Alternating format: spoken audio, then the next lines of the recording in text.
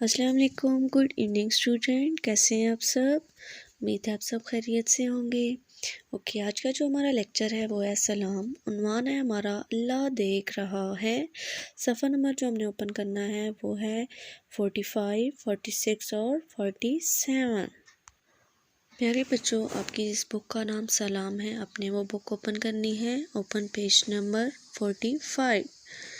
یہاں پہ دیکھیں آپ کو عنوان نظر آ رہا ہے، اللہ دیکھ رہا ہے۔ پیارے بچوں، آپ کوئی بھی کام کرتے ہیں، اگر کوئی آپ کے پاس نہیں ہوتا تو بھی آپ کو کون دیکھ رہا ہوتا ہے؟ یس، اللہ دیکھ رہا ہوتا ہے۔ یہاں پہ دیکھیں آپ کو ایک باغ کی پک نظر آ رہی ہے۔ یہ دو دوست ہیں، خالد اور عامر، یہ بہت اچھی ہی دوست ہیں۔ جب یہ روز اسکول سے واپس آتے ہیں تو اس باغ کے پاس سے گزرتے ہیں۔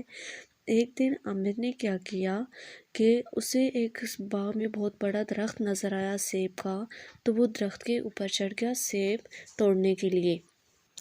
جب خالد نے دیکھا کہ عامر درخت پہ چڑھ گیا ہے تو اس نے نیچے سے آواز لگائی، چیخنا شروع کر دیا کہ عامر جلدی نیچے آؤ، آپ کو کوئی دیکھ رہا ہے۔ عامر نے کہا کہ کوئی کیوں مذاق کر رہے ہو، مجھے تو دور دور تک کوئی بھی نظر نہیں آ رہا۔ عامر درخت پر چڑھتا ہی گیا اور خالد چیخ چیخ کر اسے نیچے بلاتا رہا۔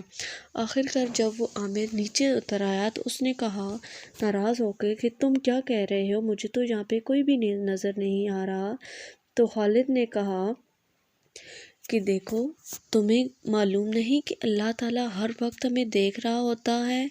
یہاں بھی اپنے کو اکیلا نہ سمجھو، تمہیں اللہ دیکھ رہا ہے۔ بغیر اجازت سیب توڑنا گناہ ہے۔ عامر نے مسکرا کر کہا کہ میرے دوست، تم سچ بول رہے ہو، تم نے مجھے ایک بہت بڑے گناہ سے بچا لیا، جزاک اللہ خیرن۔ یہ سن کر خالد مسکرایا۔ جب وہ دونوں گھر کی طرف جا رہے تو آگے سے باغ کا مالک آ گیا۔ باغ کے مالک نے ان سے کہا، پیارے بچوں، آپ کو تازہ سیب کھانے ہیں؟ خالد نے کہا، سبحان اللہ، بالکل، ہم تو ضرور کھائیں گے۔ بچوں، اس طرح برائی سے بچنے کو تقویٰ کہتے ہیں۔ باغ کے مالک نے ان دونوں کو بہت سارے سیب دیے۔ اب آپ سوچیں کہ اگر ایک باغ کا مالک تقویٰ کی بنا پر اتنا زیادہ انعام دے سکتا ہے تو ہمارا جو رب ہے وہ ہمیں کتنا کچھ انعام دے گا، مطلب اس کے انعام کا تو اندازہ ہی ہم نہیں لگا سکتے۔ اللہ تعالیٰ تقویٰ اختیار کرنے والے لوگوں کو بہت ہی پسند کرتا ہے۔ چلیے بھائی بچوں، اب تقویٰ سے متعلق ایک اور واقعہ سنیے۔ حضرت عمر فاروق رضی اللہ عنہ سے کسی نے پوچھا کہ تقویٰ کیا ہے؟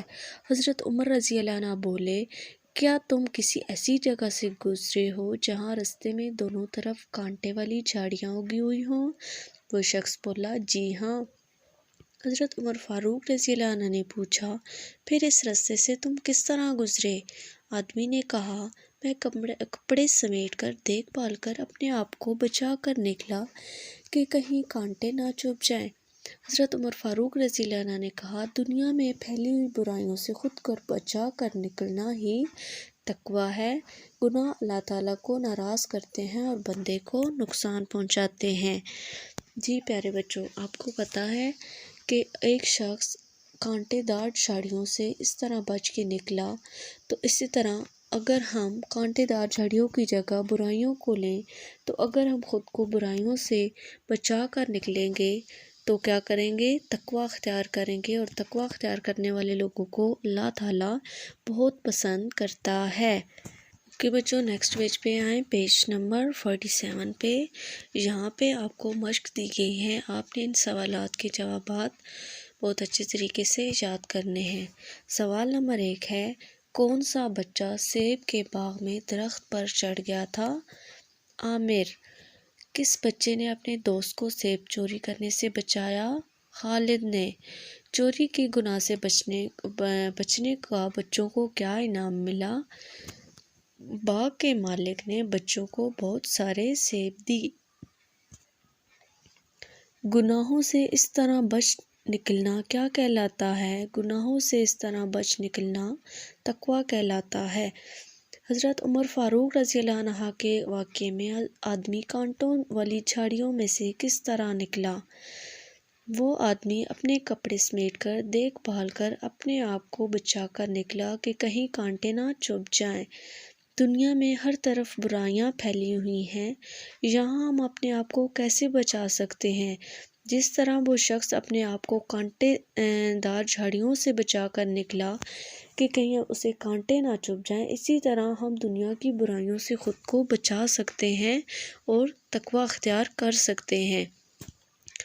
حضرت عمر فاروق کے بتائے ہوئے واقعے سے آپ نے کیا سبق سیکھا؟ حضرت عمر فاروق رضی اللہ عنہ کے بتائے ہوئے واقعے سے ہم نے یہ سبق سیکھا کہ دنیا میں پھیلی ہوئی برائیوں سے خود کو بچا کر نکلنا ہی تقویٰ ہے، اور ہمیں خود کو بچانا چاہیے دنیا کی پھیلی ہوئی برائیوں سے، کیونکہ گناہ اللہ تعالیٰ کو ناپسند ہے، اور ہم گناہ کر کے اللہ تعالیٰ کو ناراض کر دیتے ہیں، اور اس سے بندے کو خود بھی نقصان پہنچتا ہے۔ یعنی وہ خود بھی گناہ جب کرتا ہے تو اس کی سزا ایک نہ ایک دن بھگتنی پڑتی ہے۔ اس لیے ہمیں چاہیے کہ ہم اپنے آپ کو ان تمام برائیوں سے بچا کر تقویٰ اختیار کریں، جس سے ہم دنیا میں بھی سرخرو ہوں گے اور آخرت میں بھی۔